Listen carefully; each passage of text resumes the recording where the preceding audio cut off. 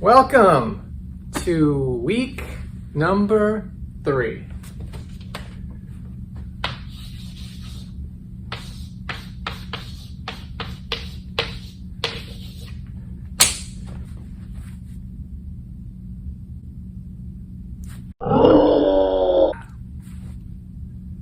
This week we'll be dealing with sound, but first, here's a little more fun with the fam.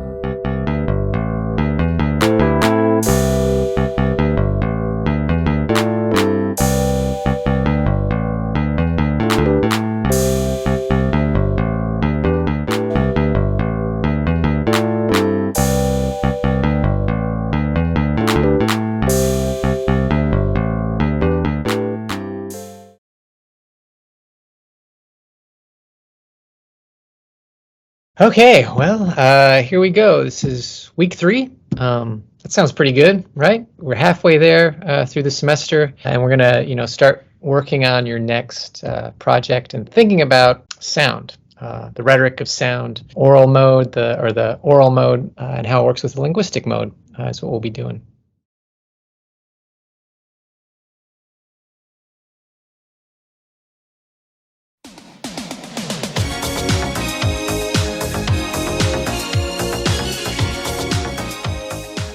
So the first thing I want to take a look at is the proposal for your sounding a product. So the proposal is going to be similar to last time where you made a proposal before you made the poster, but for this one we're going to make a proposal for the sounding the product due week 4. So week 3 is the proposal, and then week 4 will be you working on your actual radio ad or your podcast ad, learning about how to create sound arguments. So in week 3, sounding the text, if you go ahead and scroll to the bottom, you'll see the proposal, and the proposal is very similar to the one that you guys did last time. So hopefully, some of the feedback you got last time will help you follow these directions. And one thing I want to emphasize is that, don't just answer the questions that are put in each section, right? So those questions are just meant to guide you. So this is a proposal for a project. So I want you to set up some context with it. Think about how you're going to organize it instead of just answering those questions right in a row.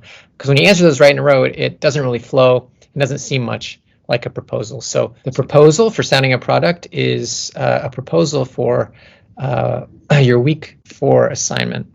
And I'll scroll down to that, sounding a product. So for this one, you're going to create an MP3 for an advertisement for whatever your product is, be it butter, paper, a mop head.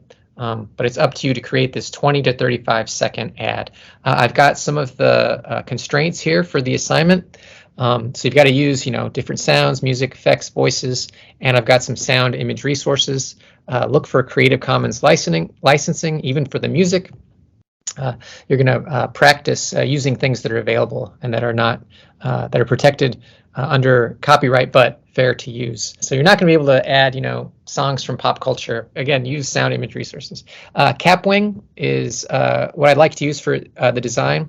Now you don't necessarily have to use Capwing. You can use any audio editor that you like. I just use this one because it's in the cloud. It's available. It's free, and for what you're going to be doing, it should be fine. To learn about Capwing, you go to Software Tutorials, and Capwing Studio is right here. You've got editing audio and video in Capwing, and the official YouTube for Capwing video editor. So even though it says video editor, you can do sound. You just won't show the video. It's just going to be an audio ad, so you don't have to worry about the visuals. When we're thinking about images this class, it's important not to focus on images in the sense of being visual images. Images are pretty much just things that represent something else. So there's audio images. There's images for, even smells, right? Modes that were considered, right? When you get that perfume that smells like vanilla, it may not actually have vanilla in it. If you get, a flavor, like saccharin, trying to imitate sugar, all these things could be called images of something else. So when we're thinking about sound, we can just think of it as the image, right? What images are you going to use when you're creating this sound advertisement or this text? To think about sounding design, we can actually apply the contrast, repetition, alignment, proximity, emphasis, and organization when we're thinking about how to create sounds. And I encourage you to think about these really in different ways that will help you imagine how to organize your advertisements. When we think about sound contrasts could be things like volume, higher or lower. I'm sure you've noticed how advertisements often sound a lot louder, especially in podcasts, than the show. I think it's a little irritating, and I hate it when that happens. But again, that's a way to get your attention, right? So using rhetoric here. So how will you use the volume? What are you going to have softer, louder? The intro and outro, right? Will it fade in? Will it fade out? Voices, who's talking? Are the voices going to be distinctive? What kind of dialect are they going to use? Are you going to contrast the different people so that you can really tell who's speaking, like deeper voices, higher voices, that kind of thing. Kid voices, right? How are the kids going to sound? And then you get into the linguistics of it, like, what are they going to say? Who's going to speak? Background noise. What kind of background noise do you want to have? Would it be maybe kids playing in the background, contrasting with the voices so it's lower? Types of music. What kind of music are you going to play? And then, just the speed. How fast is it going to go? Will it be faster sounds, slower sounds, that kind of thing? So repetitions are going to occur, just like with the visual images. These would be words to highlight. You could be, repeating things with a certain volume, emphasizing different portions, emphasizing the music. When one person is talking, will it be a certain music? Will you have sound effects that are repeated to indicate a new part for organization? The music, right? The FX, that kind of thing. Voices is the narrator. Will you repeat it, or will you have different narrators? It's usually, the tradition to have that one narrator that tells the story. But of course, if you have like an interview, then you can have different narrators. But repeat, the questions that are asked, they have like similar answers that kind of come together. So you have that repetition. Words, and then again the volumes. Proximity. We can think about proximity as that friendliness principle. How close are things together? So pauses. How long will the pauses be? Will the narrator setup be at the beginning? Will it be in the middle, between interviews? How are you going to catch, how are you going to hook someone into the advertisement? Actor responses. How long will you wait for them to respond between the question? Is the music close to the first part? What's your intro? Is it going to be, right? It's probably going to be at the beginning, unless you have you could of course have some kind of hook with an interview, then get to the intro, and then have the outro. With a call to action, so that proximity is probably going to be at the end. Nearness of sounds to each other, the farness of sounds to each other. And this one is alignment, but the positioning of the sound. Will music be playing over or under? Where will you align the different sounds? And you'll see how the images align up in the text when you get the interface. So aligning the volume, aligning the conversations, aligning the quotes and who's speaking. And again, these all mix together. And when you see the interface, you'll really see how alignments work. The other things to consider would be just what do you want to emphasize, right? And that has to do with the contrast and the repetition. What words do you want to emphasize? Like creativity, imaginator, like you mentioned, Destiny. What kind of things are going to really, you want people to remember? And then organization. So how are you going to organize it? Where are you going to put the different parts? So that's, again, Crapio is what you're thinking about with regards to this. Three important things just to consider, and this had to do with visual images too, with the visual argument, is you can think about the contexts for your advertisement, which would be immediate audio context. That's the sequence of the images, sound images, and the ambient audio environment. So what's surrounding it? You can think even in Starbucks or Safeway or places you go, what kind of music is playing in the background to create that sort of environment. And then you can think in terms also of where you want to put the ad.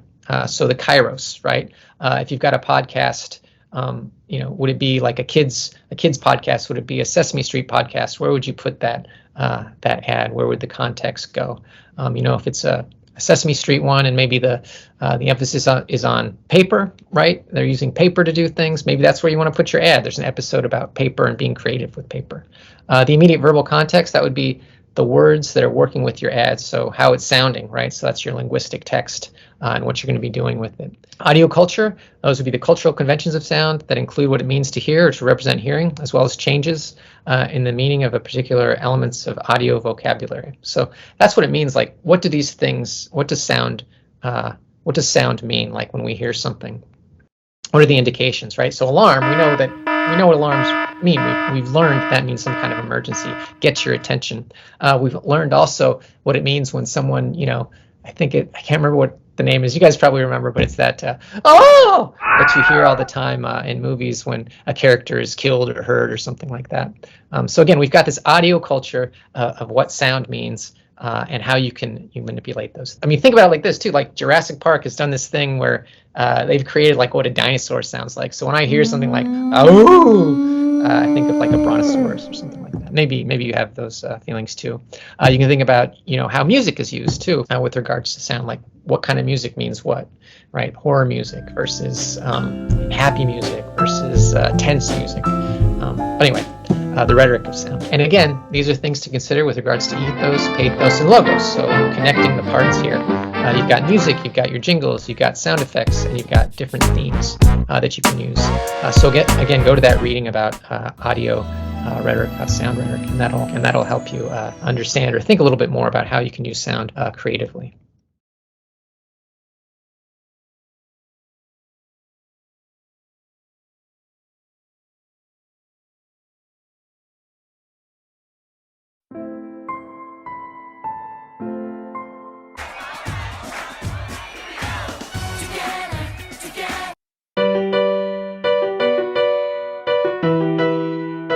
So as you start working on this, go ahead and start educating yourself. Use search engines to find audio that's legal, that you can use. That's a constraint, but it's a good practice for the future. And Capwing, it's what I was hoping you used. Again, it's cloud-based, so you can edit anywhere. For what you're doing, a free account is perfect. Now you don't have to use Capwing if you don't want to. This is up to you. Capwing or Kapwing, I don't remember, but you figure that out. But yeah, so you can use it or not use it. But this one, it's not visual. Again, this is a sounding advertisement. So that's it for today. If you have any questions, please reach out. I'm available by appointment. If you have any questions about the technology, how to get something to work, to find a clip or something, I can help you figure that out. But otherwise, get started on that proposal and thinking about how you will make a sound advertisement. All right, have a good week. Bye.